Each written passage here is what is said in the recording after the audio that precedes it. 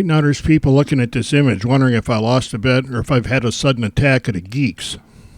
Well, just get used to this because it gets worse. But we are having a good time. In this case, helping me get my geek on is the Shark Dominator V3 headset. Making this even more irresistible is that this bit of technology comes in its own carry case. Before the version 3, I had the version 2 Dominators. These images were taken before we sent it off for a refund because it died. The good thing about the version 2 dying is that the version 3 doesn't have these rubber eye cups. Trying to get those eye cups on where the headset felt stable wasn't an easy thing to do. So Fat Shark bailed on that idea and come up with a better plan. They left the eye cups off and put on this faceplate. And because the lenses inside the old rubber eye cups kept fogging up, they added this little fan. It's almost as though Fat Shark was actually listening to their customers. You get two different foam pieces that go around the edges of the faceplate. I like the one that's got a little firmer rubber on the inside of it. That's this one. You can see the line where the rubber changes. The foam pieces have a sticky side covered with a paper. You choose which one of the foam pieces you want to use and peel that paper off. Then you just stick that foam piece into the channel around the outside edges of the faceplate. And make sure that you move the headset around a lot so the camera can't see what you're doing.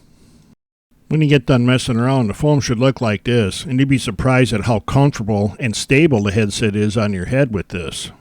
This is such a good idea, they make this faceplate available for the version 2 headsets as well.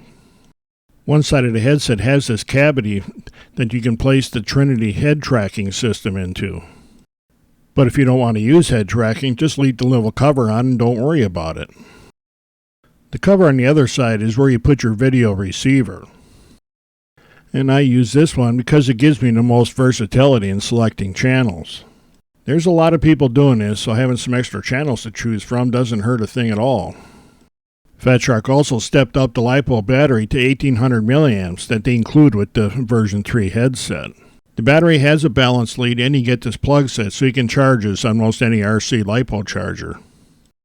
This being modern times and all, Fat Shark manned up and put a system on top that you can push a button and see how much charge is left in your battery pack.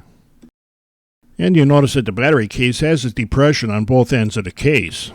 The smooth-ended battery packs that came with the version 2 series had a habit of falling out of the headband. Here again, Fat Shark may have just been listening to its customers. Or the battery pack just fell out of their headsets too. After you put the battery in its space in the elastic headband, you plug it into the headset. That little ventilation fan we saw earlier is powered off of the balance plug of the battery pack. And there's a socket for that near the top of the faceplate. You do have to push that little button on top of the faceplate there to start the fan, but the only way it shuts off is you either wait for 8 minutes or unplug the battery pack from the headset. Supposedly, every time you push that little button on top of the faceplate, the fan will run for another 8 minutes. I don't know anybody with an FPV system that'll run that long on a battery pack, so I just unplug mine when I get done. And because this is a video and not still photography, we turn the fan on. The fan is blowing air down into the channels in the faceplate, and it really does a good job of keeping the lenses fog-free. They even give you some cable so you can run the video that's coming into the headset and run it out to a TV or something or a computer to watch it. I know a guy that has a little FPV quad, and he plugs his headset into the TV so he can fly around inside the house and watch himself on the big TV. I have enough trouble keeping my quad from hitting the house when I'm outside, so I'm not ready for the inside stuff yet. When Fat Shark added that faceplate to the version 2 to make the version 3, they also made it too big to fit in the version 2 case, so the version 3 comes with this newer case. I like this one better. I was going to go over how the controls work, but seeing as how Fat Shark can't afford to put instructions in, I don't have time to do that. You'll figure it out. Fat Shark does have a generic Dominator instruction sheet on their website that you can download and print. When Fat Shark added this faceplate, they had to fit it around the slot where you put the mini SD card in to record through. On the version 2 set, if you pulled this card out before powering down the headset, you could kill the card or even the DVR set inside. They fixed that in this set, but now you can't get the card out because there's no room to get your fingers in there. I carry around a set of tweezers to get that card out of there without breaking it. Since the camera on my quad records, and this is recorded right off of the camera, I wanted to see how close the video was that you record in the headset. So I had that recording at the same time I was doing all of this. And this is that same video after the quad sent it to the headset. It was processed and recorded in the headset. I didn't make this any smaller. This is just how it comes out of the headset. Here I've scaled it up to supposedly fit the frame size, and it just gets worse.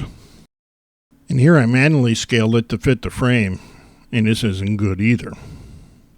You can get video of your flying through the visor, but it works a lot better through a camera in the quad that actually records right there.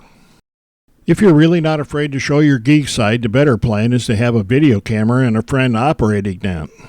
I don't have a clue why I'm contemplating the radio so much.